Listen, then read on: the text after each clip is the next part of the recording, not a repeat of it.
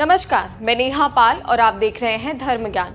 144 सालों बाद आए ये महाकुंभ मौनी अमावस्या के दर्दनाक हादसे के कारण भी काफी सुर्खियों में बना रहा, क्योंकि यही वो हादसा था जब महाकुंभ में आए कुछ लोगों की भगदड़ के कारण मौत हो गई।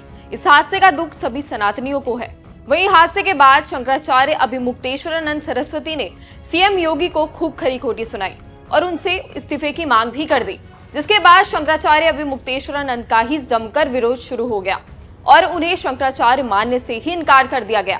कुछ महंत भी काफी भड़के नजर आए, लेकिन देवकीनंदन ठाकुर ने शंकराचार्य अभिमुक्तेश्वरानंद का समर्थन करते हुए बड़ी बात कह दी है। इस पर देखिए हमारी खास रिपोर्ट।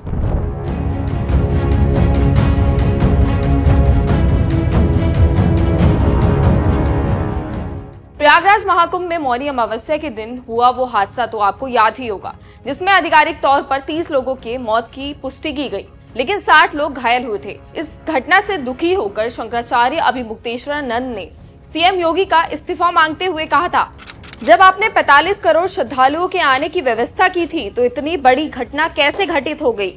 इसके बाद भी आपने घटना पर पर्दा बनाए रखा। आप बार बार ट्वीट करते रहे कि अफवाहों पर ध्यान न दें। अखबारों में, न्यूज चैनलों में खबर आने लगी, लेकिन आप बोलते रहे कि लोग गंभीर रूप से घायल हैं। किसी की भी मृत्यु की चर्चा आपने नहीं की। अब आप ही हमें बताइए कि मुख्यमंत्री ने धोखा किया या नहीं हमारे साथ? आपने देश के साथ झूठ क्यों बोला? झूठा मुख्यमंत्री है। हम तो कहते हैं ऐसे मुख्यमंत्री को कुंभ रहते ही इस्तीफा दे देना चाहिए। इसके बाद कई लोगों ने, तमाम साधु संतों ने शंकराचार्य अभिमुक्तेश्वरानंद का जमकर विरोध भी किया, जैसे कि चिदंबरानंद महाराज, महंत राजू दास, जिन्होंने अभिमुक्तेश्वरानंद को खूब खरी खोटी सुनाई। लेकिन अब देवकीनंदन महाराज ने शंकराचार्य स्वामी अभिमुक्तेश्वरानंद सरस्वती का समर्थन करते हुए बड़ी बात कह दी है। मुझे बहुत ही दुख हुआ जब किसी ने मुझे हमारे शंकराचार्य भगवान का चित्र दिखाया। इस चित्र को एक मौलाना के रूप में दिखाया गया।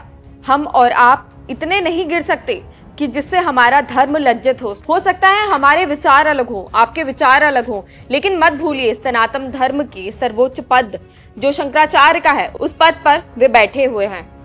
उनके विचार व्यक्तिगत हैं। मैं उनके बीच में हस्तक्षेप नहीं कर सकता। यह अधिकार नहीं है मेरा कि सनातन धर्म के शंकराचार्य को मौलाना घोषित कर दूं। ये गलत है, ये अपमान है, और ये अपमान सिर्फ उनका नहीं बल्कि पूरे सनातन धर्म का है।